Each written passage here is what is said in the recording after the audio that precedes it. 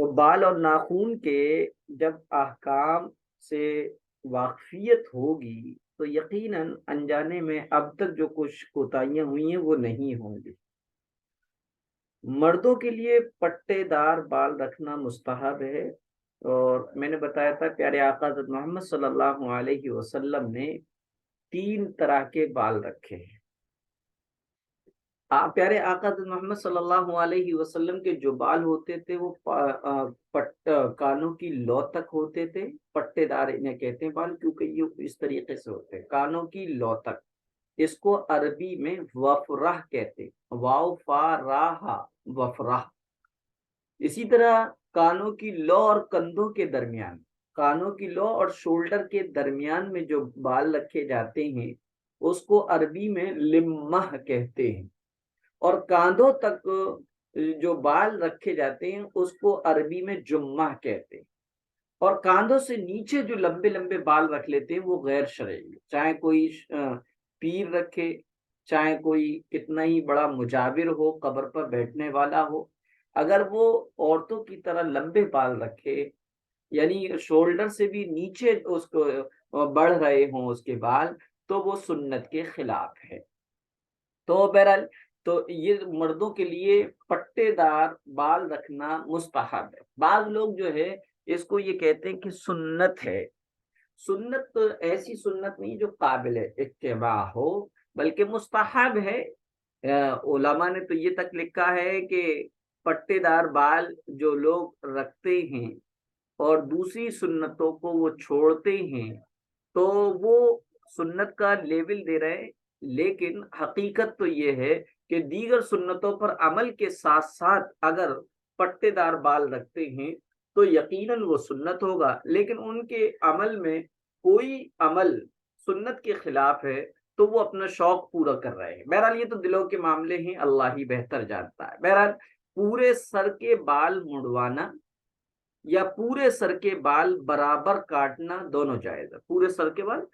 البتہ جو لوگ یہ کہتے ہیں کہ گنجی کرنا سنت ہے، گنجی کرنا سنت نہیں ہے۔ ہاں، حضرت علی رضی اللہ تعالی عنہ اپنا سر کو حلق کرا لیا کرتے تھے۔ ہاں، بزرگان دین کا معاملہ یہ رہا ہے کہ مدرسوں میں پڑھنے والے بچوں کی وہ گنجی کرا دیا کرتے، ان کے مدرسوں کے اصول میں ہوتا ہے۔ اس کی وجہ یہ ہے کہ گنجے ہو جانے سے ان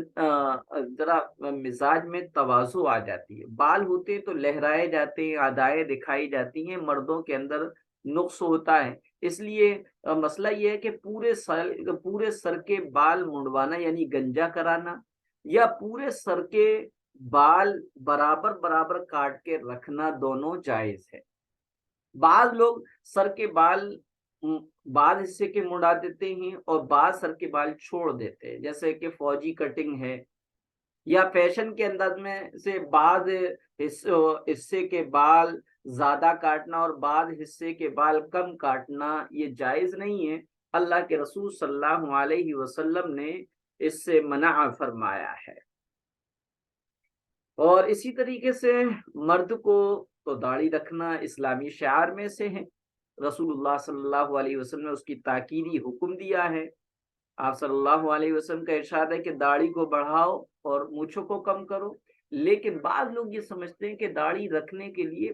بیوی کی رضامندی ضروری ہے یا بیوی کی اجازت ضروری ہے۔ یہ بالکل غلط ہے، بیوی کی اجازت پر موقوف نہیں ہے،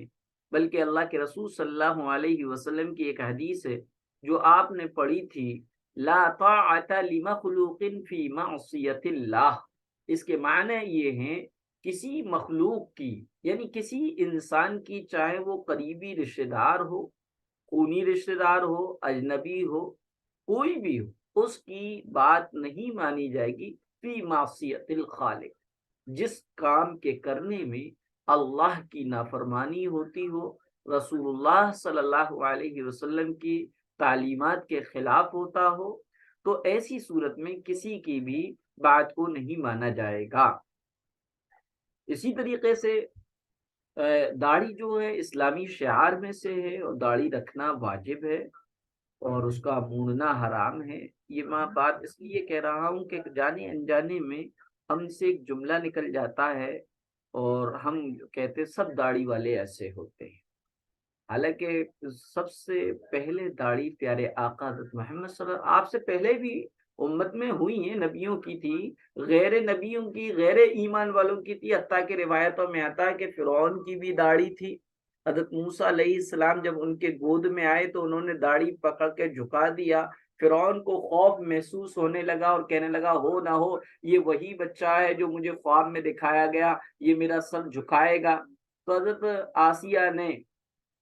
اس کے ذہن کو ڈیوائڈ کر دیا اور اس کے ذہن بدل دیا اور کہا کہ یہ بھلا بچہ اتنا خوبصورت بچہ ہے، یہ کیا سمجھے، یہ اچھا برا نہیں جانتا ہے۔ تو فرعون نے آزمائش کے لیے انگارے اور موتیوں کی تھال اس بچے کے سامنے رکھی،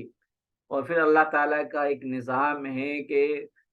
حضرت موسیٰ علیہ السلام نے بچپن میں اپنا ہاتھ جو ہے موتی کی طرف بڑھایا، لیکن جبریل علیہ السلام آئے اور انہوں نے آپ کا ہاتھ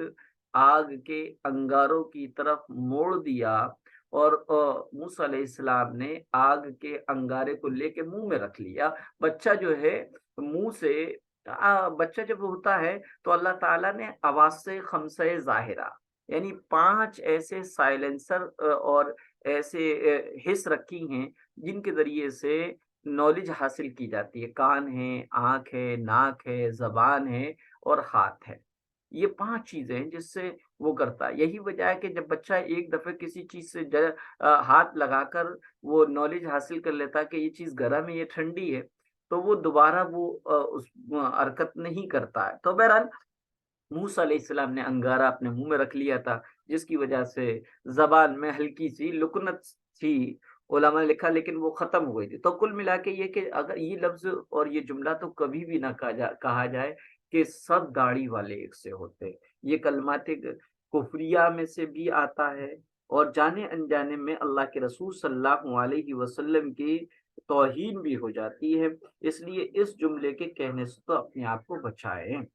دوسرا یہ ہے کہ اگر داڑھی آپ ترغیب دلائیں داڑھی رکھنے کے لیے بھائی سے، ابو سے، شوہر سے، بس ترغیب دلانا آپ کا کام ہے، منوانا اور شریعت پر عمل کرانا آپ کا کام نہیں ہے۔ اسی طریقے سے بغل کے زیر ناف کے جو بال ہیں ان کا صاف کرنا سنت ہے، خواتین کے لیے بھی عورتوں کے لیے بھی، لیکن اس میں عام طور پہ بہت ساری ویڈیو بھی ہیں، آپ نے دیکھی ہوگی یوٹیوب پہ، کہ اس کو اکھاڑا جائے یا صاف کرایا جائے، لیکن مسئلہ یہ ہے کہ بیٹر اور افضل اور غیر افضل میں فرق ہے، افضل اور غیر افضل میں فرق ہے۔ خواتین کے لیے مخصوص جگہ کے جو بال ہیں ان کا اکھاڑنا بہتر ہے، البتہ بلیڈ یا اسپرے یا کوئی اور وغیرہ کا استعمال بھی جائز ہے، لوگ اس کو ناجائز بتا دیتے ہیں، یہ صحیح نہیں ہے۔ تو بس یہ ہے کہ ان کو اب ایسا لگتا ہے چونکہ اکھاڑنا بہت مشکل ہے، لیکن ایسا کچھ نہیں ہے، شروع میں جو ہے بہت آسان ہوتا ہے، لیکن اگر بعد میں کیا جائے جب رونگٹے کا بال بن جانا تو پھر بہت زیادہ تکلیف ہوتی ہے۔ بہرحال بلیڈ یا اسپرے یا کوئی بھی پاؤڈر یا کریمز وغیرہ کا استعمال کر کے ان بالوں کو صاف کرنا یہ جو ہے سنت ہے۔ اسی طریقے سے ناخون تراشنا، ناخون کاٹنا بھی سنت ہے، قینچی یا ناخون تراش، نیل کٹر وغیرہ سے ناخون کاٹیں، دانتوں سے ناخون ہرگز نہیں کاٹنا چاہیے۔ بڑے ناخون رکھنے میں بہت سارے نقصانات ہیں، اس لیے ہرگز بڑے نہ رکھیں۔ تعلیم یافتہ ایجوکیٹڈ چاہے وہ کسی بھی مذہب سے ریلیٹڈ ہو، اس کو بڑے ناخون رکھنے کو پسند نہیں کرتا ہے، چونکہ انسانی فطرت ہے، بڑے ناخون کو پسند نہیں کرتی۔ ہفتے میں ایک مرتبہ مخصوص جگہ کے بال یا ناخون کاٹنا مستحب ہے، جمعے کے دن افضل ہے، اور اگر ہفتے میں ایک مرتبہ صفائی نہ کر سکیں تو 15-20 دن میں ضرور صفائی کر لیں۔ صفائی کی آخری مدت جو ہے 40 دن، اس کے بعد رخصت نہیں ہے، اس کے بعد چھٹی نہیں ہے، اس کے بعد گنجائش نہیں ہے، بلکہ اس صورت میں 40 دن کے بعد صفائی کرنا واجب ہو جاتا ہے، یعنی کہ ہفتے مطلقاً مخصوص جگہ کے بال اور ناخن کا کاٹنا یہ سنت ہے، لیکن یہ سنت کب تک ہے؟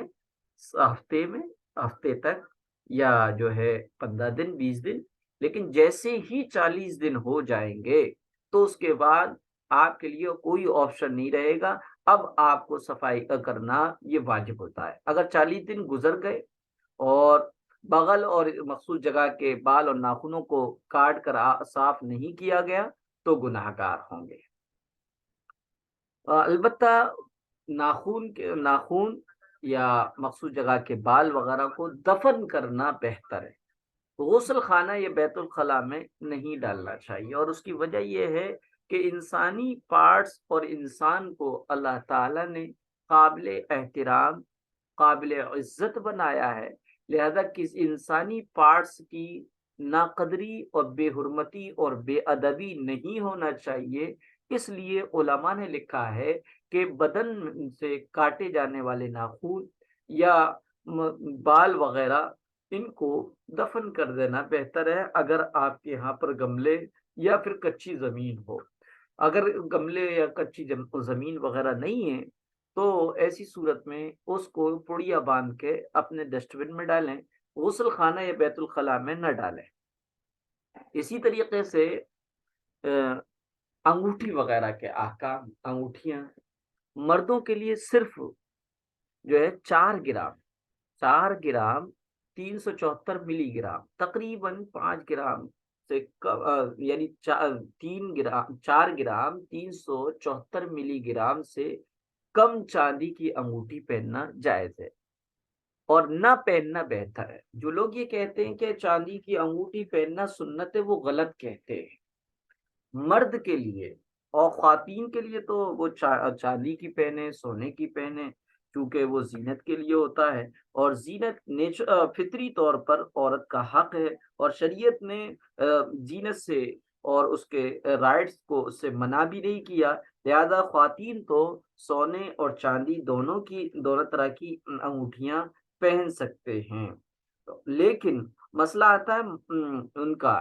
مردوں کا۔ مرد حضرات کے لیے انگوٹھی پہننا جائز ہے، لیکن اس کا بھی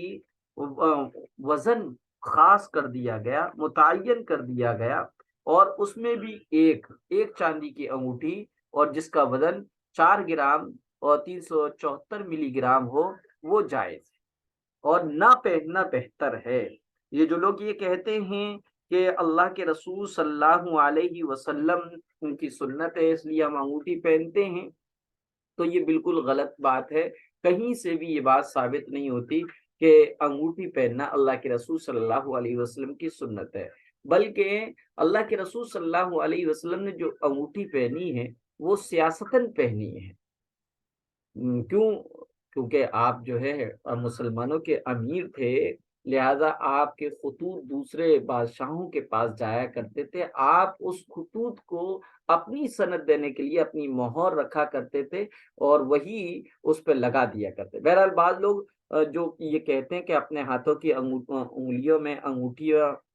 پہنتے ہیں، اور انگوٹھیوں میں پتھر کے چھوٹے چھوٹے ٹکڑے بھی لگے ہوتے ہیں، جن کو اکثر لوگ بے سمجھے بوجھے صرف شوقیہ پہنتے ہیں، اور بعض لوگ تو اس نیت سے پہنتے ہیں اور گلے میں بھی لٹکاتے ہیں، یہ کارآمد ہیں، ان سے نفع ہوتا ہے اور نقصان سے انسان بچ جاتا ہے۔ تو یہ جو ہے ایسا عقیدہ غلط ہے، کیونکہ مستقل تاثیر کا اعتقاد کر کے جو لوگ پہنتے ہو، یعنی یہی چیزیں، یعنی پتھر یا انگوٹھی انسان کی لائف میں یا اس کے عمل میں اثر ڈالتی ہے، اس یقین کے ساتھ جو لوگ پہنتے ہیں تو یہ اس صورت میں یہ پہننا حرام ہے، بلکہ ایک طرح کا شرک ہے۔ اور اگر یہ اعتقاد نہیں ہے بلکہ شوقیہ پہن رہے ہیں پتھروں کی انگوٹھی تو اس کی اجازت ہے، مگر ایک ہی انگوٹھی ہو اور چاندی کی ہو اور اس میں ایک ہی نگینہ ہو، اور پہنتے وقت نگینہ مرد نیچے کی طرف یعنی ہتھیلی کی طرف کرے اور عورتیں اوپر کی طرف رکھیں۔ اسی طریقے سے بعض مرد یا عورتیں ہاتھ یا پیر میں لوہے یا پیتل تانبے کا کڑا پہنتے ہیں اور کہتے ہیں یہ غریب نواز کی درگاہ سے آیا ہے، اور اس کو بابرکت سمجھ کر پہنتے ہیں، یہ بھی جہالت کی بات ہے۔ اسی طرح کچھ لوگ لوہے کی یا تانبے کی انگوٹھی بھی پہنتے ہیں اور اس سے نفع یا تندرستی کی امید رکھتے ہیں، یہ بھی ناجائز ہے۔ اس عقیدے سے پہننا کہ اس سے ہی ہمارا کام ہوگا کفر ہے۔ اگر کوئی بیماری ہے تو علاج کرانا جائز ہے، اس لیے تانبا، پیتل اور لوہا پہننا بذات خود منع ہے۔ اور اسی طریقے سے انگوٹھی کے مسئلے سے عموماً لوگ واقف نہیں ہوتے، رواجی طور پر پہنتے ہیں، اور اگر کسی نے اتفاقیہ پوچھ لیا کہ انگوٹھی کا پہننا کیسا ہے تو یہ انگوٹھی پہننے والے جواب میں کہتے کہ سنت ہے، حالانکہ انگوٹھی کا پہننا سنت نہیں ہے۔ اگر انگوٹھی کا پہننا سنت ہوتا تو تمام صحابہ اکرام رضی اللہ عنہم کے ہاتھوں میں انگوٹھی ہوتی۔ آپ صلی اللہ علیہ وسلم نے چاندی کی انگوٹھی صرف مہر لگانے کے لیے پہنی تھی۔ جن 3 آدمیوں کے نام نام میں بتا رہا ہوں انہی کے لیے انگوٹھی مصلحتاً پہننا جائز ہے: بادشاہ، قاضی اور متولی۔ یہ چونکہ اس وقت تجوریاں نہیں تھی، لاکر نہیں تھے، اپنی اپنی پرسنل چیزوں کو محفوظ کرنے کا کوئی بندوبست نہیں تھا، اس لیے انگوٹھی چونکہ ایک حفاظت میں، کیونکہ مہر ہے اور بہت ہی قیمتی ہوتی ہے، اس لیے حفاظت کے طور پر اس انگوٹھی کو پہن لیا جاتا ہے۔ تو بادشاہ، قاضی اور متولی کے علاوہ دوسرے لوگوں کو انگوٹھی کا نہ پہننا افضل ہے۔ اور ان 3 کے علاوہ اگر دوسرے لوگ بھی انگوٹھی پہننا چاہیں تو جائز ہے، منع نہیں، لیکن یہ سنت کا لیبل نہ لگائے۔ اور اسی طریقے سے انگوٹھی کا نگینہ جو ہے ہتھیلی کی طرف ہونا چاہیے، اور انگوٹھی صرف ایک ہونا چاہیے، 2 نہیں۔ انگوٹھی کا نہ پہننا افضل ہے، اس لیے بتایا گیا ہے کہ اگر غسل کرنے کے وقت انگوٹھی کے نیچے ایک بال برابر بھی جگہ خشک رہ گئی تو غسل اور وضو نہیں ہوگا، اور جب غسل اور وضو نہیں ہوگا تو نماز بھی نہیں ہوگی، اس لیے انگوٹھی کا نہ پہننا زیادہ افضل، یہ مردوں کے لیے۔ خواتین کے لیے بھی یہ فرمایا گیا کہ وہ بھی اگر پہنے تو سونے چاندی، دیگر آرٹیفیشل کی اگر وہ پہن لیتی ہے تو پہننا جو ہے درست پہن لیں گی تو شریعت کے خلاف ہے، لیکن نماز ہو جائے گی۔ اور میں یہ کہتا ہوں کہ شریعت نے خواتین کے لیے بھی جو صرف سونے اور چاندی کی اجازت دی ہے، دوسرے اور کسی دھات یعنی تانبا، لوہا، پیتل، پلاسٹک، ایلومینیم اور اسی طرح آرٹیفیشل کی جو اجازت نہیں دی، دراصل شریعت نے ہماری عبادتوں کی حفاظت کا بندوبست کیا ہے، کیونکہ جو جتنی زیادہ انگوٹھی پہنا ہوگا وہ جو ہے، اگر اس کی انگوٹھی ٹائٹ ہے اور وہ کسی وجہ سے وضو کرتے وقت یا غسل کرتے وقت اس کو ہلانا جو کہ واجب ہے بھول گیا تو اس کا وضو اور غسل نہیں ہوگا، جب وضو اور غسل نہیں ہوگا تو نماز نہیں ہوگی۔ اور اگر انگوٹھی جو ہے ڈھیلی ہے تو اس کا ہلانا اور اس کے اندر نیچے پانی پہنچانا مستحب ہے۔ بہرحال چونکہ سونے اور چاندی کی اگر کوئی پہنے گا تو 1 یا 2 پہنے گا، 3 پہن لے گا، لیکن اگر اس کو یہ آزادی دے دی جائے کہ المونیم یعنی لوہے کی، تانبے کی، پیتل کی اور پلاسٹک کی وغیرہ کی پہنی جائے تو لوگ ایسی پہنیں گے جیسا کہ پہن رہے ہیں، 8 10 پہنتے ہیں، یا بلکہ اب تو انگوٹھوں میں پہننے کے لیے بھی آ جاتا ہے۔ بہرحال بعض مرد اپنے کان یا ناک میں سونے، چاندی یا پیتل وغیرہ کی بالیاں اولیاء اللہ کے نام پر پہنتے ہیں، یہ بھی حرام اور شرک ہے۔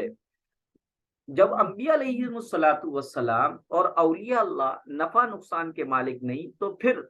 پتھر کے ٹکڑے، لوہے، تانبے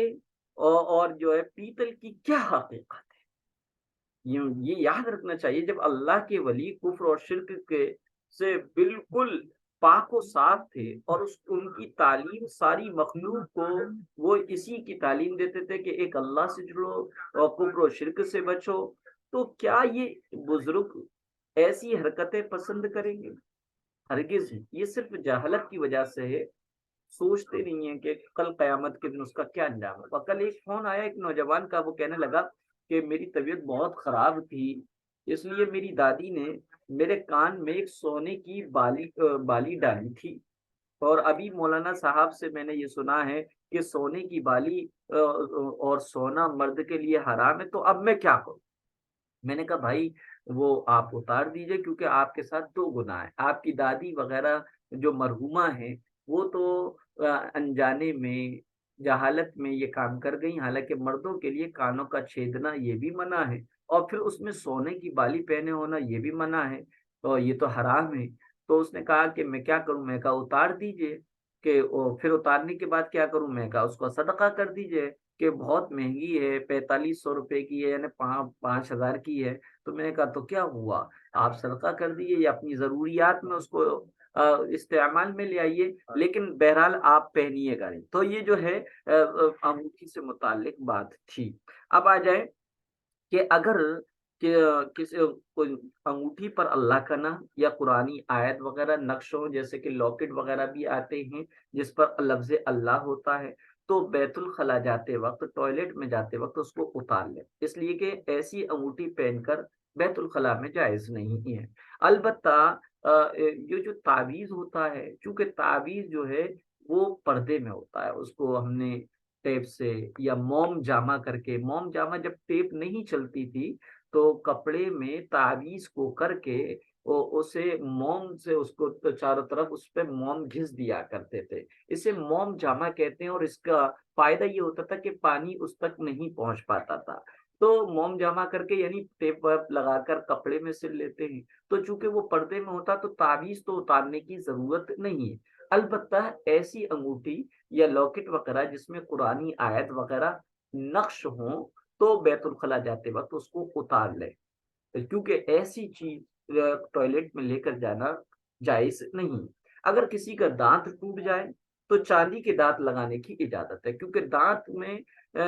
چاندی کا ہی لگ سکتا ہے یا سونے کا ہی لگ سکتا ہے، کیونکہ اور دھاتیں جو ہوتی ہیں وہ گوشت کو گلا دیتی ہیں، سڑاند پیدا کر دیتی ہیں، لیکن چاندی اور سونے میں یہ خصوصیت ہے کہ وہ گوشت میں کے لیے نقصان دہ نہیں ہوتے۔ تو اگر کسی کا دانت ٹوٹ جائے تو چاندی کے دانت لگانے کی اجازت ہے، اگر اس سے تکلیف ہو تو سونے کے دانت لگانے کی بھی اجازت ہے۔ خضاب اور مہندی، سر اور داڑھی میں مہندی کا خضاب لگانا مستحب ہے۔ فتح مکہ کے موقع پر حضور اکرم صلی اللہ علیہ وسلم کے پاس حضرت ابو بکر رضی اللہ تعالیٰ عنہ اپنے والد حضرت ابو قحافہ کو لے کر خدمت نبی میں حاضر ہوئے۔ حضرت ابو بکر کے والد حضرت ابو قحافہ کے سر اور داڑھی کے بال بہت سفید تھے۔ آپ صلی اللہ علیہ وسلم نے ارشاد فرمایا اس کی سفیدی کو کسی چیز سے بدل ڈالو اور سیاہ خضاب مت لگاؤ۔ سیاہ خضاب لگانا جائز نہیں ہے، بلکہ ایک روایتوں میں آتا ہے کہ سیاہ خضاب لگانے والے، بلیک ڈائی یا بلیک کلر لگانے والے جنت کی خوشبو بھی حاصل نہیں کر سکتے، ان کو جنت کی خوشبو سے بھی محروم کر دیا جائے گا۔ لیکن اگر کسی کی بیماری کی وجہ سے عمر سے پہلے سفید ہو جائیں تو اس کی گنجائش ہے، یا ایسا بھورا یا براؤن کلر کا رنگ یا خضاب لگانا یا مہندی لگانا جو دور سے کالی نظر آئے لیکن پاس آنے پر وہ بھوری یا کالی براؤن کلر کی نظر آئے، تو اس کے لگانا جائز ہے۔ ایک حدیث میں کہ رسول اللہ صلی اللہ علیہ وسلم نے فرمایا آخری زمانے میں یعنی قیامت کے قریب کچھ لوگ ایسے ہوں گے جو کبوتر کے سینوں کی طرح، کبوتر کا جو سر کے نیچے جو حصہ ہوتا ہے کبوتر کے سینوں کی طرح خضاب کے استعمال سے اپنے بال سیاہ کریں گے۔ کبوتر کا یہ حصہ جو ہے کالا زیادہ ہوتا ہے، یہ لوگ جنت کی خوشبو تک نہیں سونگھ پائیں گے۔ کالی مہندی کے نام سے جو خضاب لوگوں میں مشہور ہے، جس سے بال بالکل بلیک اور کالے ہو جاتے ہیں، اس کا لگانا ان لوگوں کے لیے جن کے بال عمر کی وجہ سے سفید ہوئے جائز نہیں ہے۔ مردوں کے لیے ہاتھ اور پیر میں مہندی لگانا جائز نہیں، نابالغ لڑکوں کے لیے بھی یہی حکم ہے کہ ان کو مہندی نہ لگایا جائے۔ ہمارے یہاں شادیوں میں ایک مہندی کی رسم ہوتی ہے، اس میں بعض لوگ چنگلی میں لگوا لیتے ہیں اور کہتے ہیں ہم چنگلی میں لگوا رہے ہیں۔ تو دیکھو چاہے جو مہندی منع ہے، چاہے تھوڑی سی لگوائی جائے یا پورے ہاتھوں میں لگائی جائے، آپ بھی ایسے کام میں کسی کا شریک نہ ہوں۔ عموماً رسموں میں یہ بے احتیاطی ہو جاتی ہے، اس لیے اس کا پورا خیال کریں۔ ٹھیک ہے، آپ کو کچھ پوچھنا ہے بہنوں تو پوچھ لیجیے گا۔ मुफ्ती सर, बेनमाजी के वईदे एक बार बता दीजिए। बे नमाजी का हश्र हदीस में आया है हारून कारून के साथ होगा। कुरान करीम में एक आयत है 29वें पारे में, जब जन्नती दोजख में देखेंगे तो दोजख में ऐसे ऐसे लोगों को देखेंगे जो दुनिया में बड़े दीनदार थे, तो उनसे जन्नती पूछेंगे मा सलकाकुम फी सकर, सकर के माने दोजख क्या आते, तो क्या चीज है, किस वजह से तुम दोजख में पड़े हो, तो वो दोसगी कहेंगे कालू लम नकुम मिनल मुसल्लीन व कुन्ना नखूज़ माल कायदीन वलम नुतइमुल मिस्कीन, कि हम जो है नमाज नहीं पढ़ते थे, इसी तरीके से हम जो है गरीबों को भूखों को खाना नहीं खिलाते थे, और हम दीन का मजाक उड़ाने वालों के साथ में रहा करते थे। तो नमाज की सबसे बड़े पहली वही तो ये कि अल्लाह के रसूल ने फरमाया ऐसे बेनमाजी लोगों का हश्र जो है कयामत के दिन हारून कारून के साथ होगा, फिरौन के साथ होगा। दूसरा, नमाज ना पढ़ना, और खास तौर पे फजर और इशा,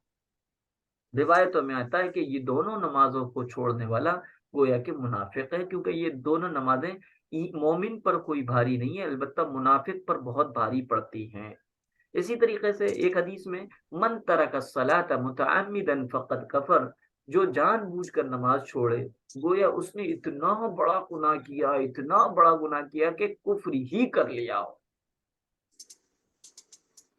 जी, और अस्सलाम वालेकुम मुफ्ती साहब। वालेकुम सलाम। मैं दूसरा लिंक भेजूंगा क्योंकि ये लिंक खत्म होने वाला है, आप ताकि कुछ पूछ सके अगर, जी पूछे। मुफ्ती साहब, ज़कात के मसाइल एक बार आप और बढ़ा दीजिए, क्योंकि कुछ लोगों को ना समझ में नहीं आया, शायद मुझे ऐसा लग रहा है। अच्छा अंजुम, मैं बिल्कुल बिल्कुल ज़कात के बारे में तो मैं सोच रहा था पूरी तफसील से आपको पढ़ाऊं, तो अगर आप कहें तो मैं पढ़ाना शुरू कर दूंगा इंशाल्लाह, या आज ही की क्लास में या नहीं, इसके, आज ही क्लास में नहीं, नेक्स्ट क्लास में कर दीजिए मुफ्ती साहब। जी जी इंशाल्लाह। क्योंकि देखो मुफ्ती साहब, अगर हम पहले